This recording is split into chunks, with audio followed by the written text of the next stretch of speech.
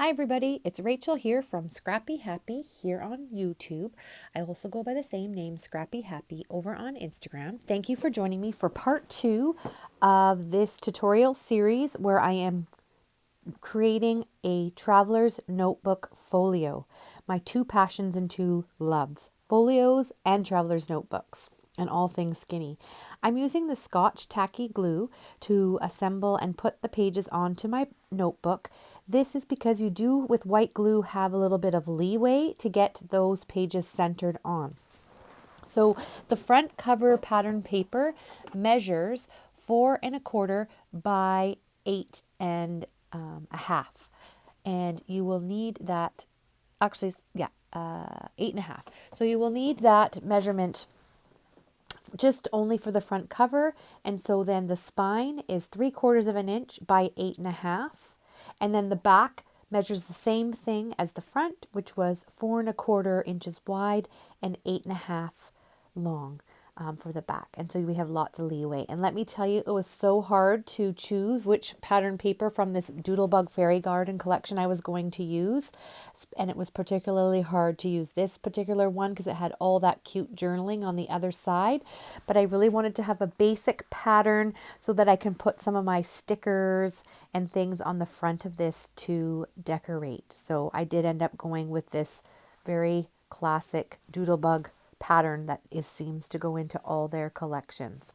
Now I did have to go back and just add some more glue to make sure it was down all the way to the edge and just really take my time to get all that glue in there to the crevices and get that in there. So now the pattern paper on the inside there at the top, this is like the part above the pocket, measures 3 3/4 of an inch by 3 3/4 of an inch. So that is for the top part there. And then the pages inside the book measure 4 inches wide by 8 1/4 of an inch. So I was hoping originally that I could use one 12 by 12 sheet and get 4 of the long strips, but it wasn't quite the correct size to do all of that. So I did often cut the 3 3/4 of an inch off the bottom of the paper before I did the strips. And my recommendation when you're doing these albums is to choose your pattern papers, and then before you start gluing a whole bunch down, plan out where you're going to put all the pattern paper and what side you're going to use. It's so hard when they're double-sided papers like this with Doodlebug. The first Project Share, when I used the Mint to Be collection, was so much easier to do because I only had one-sided papers. When you have the double-sided papers and they're equally pretty on both sides, it is challenging to choose what you're going to have in your album. However, when you're making your DIY embellishments with double-sided papers, there's way more flexibility for the cuts and extending your paper. So it's just a lot of playing around. I looked at the strips. That one kind of looked nice, but I hadn't used the ladybug, so I did decide to go and put the ladybug down and just attach that.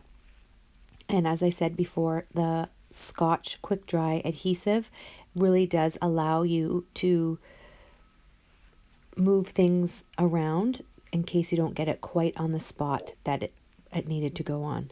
So just moving everything around, centering it, and attaching it. So as you can see, I'm just pushing everything down, making sure there's no glue that is left over, the residue, and then I go to the other side while I'm letting that dry and work on that. So you're just kind of going back and forth because the last thing you want to do is to have your paper stick together after spending all this time placing the paper on. So here you can see a little bit of how I spread out the layout, put all the papers down, and then sort it out. Now I did a huge mistake here with my favorite paper, the one I'm gluing down right now with the white background with all the fairies on the back. And what I ended up doing was cutting it 1/4 of an inch too short, and I was devastated. But then with some quick problem solving, I just took some scrap from the front cover, 1/4 of an inch, and then just cut that down to size by 4 inches wide, and then I'm just gluing it on top and only you and I will know that that is a mistake piece and it wasn't meant to be designed like that. So again, just gluing everything down with your glue and getting everything into position. So you can see the balance with the white paper on either side and then the green flower paper in the middle just makes for a more pleasing finish. Now, if I was to do a project like this again with the Doodlebug, I think I would have gotten the Doodlebug Petite Prince patterns just so there wasn't so many patterns and it would break up that because there'd be some solids but still really nice coordinating pattern cardstock. So if you have an opportunity to do that, that would be my recommendation, is to have some solid petite prints combined with your Doodlebug collection to do a folio project like this. I mean, it's still really cute, but I think it would just break it up a little bit so it's not overpowered with pattern.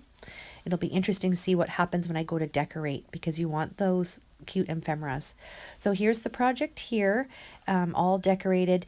You can see here that I have eyelets installed in the middle and at the top, so I have a place to hang my dangles. These are some tassels and elastic that I've gotten at my dollar stores here in Canada, and I've added the play bead and that bow. I added a jump ring to it and a lobster clasp. Thank you, Pia. That came from you. I've been waiting for the perfect project to use this for. And then it's just all on there and it's held together like a traveler's notebook, except it's a folio inside instead of all the signatures, which gives you lots of flexibility for flips. And this can grow too, because I like chunky projects, and so this is going to be able to grow with you with the project. Thank you for watching. Bye bye.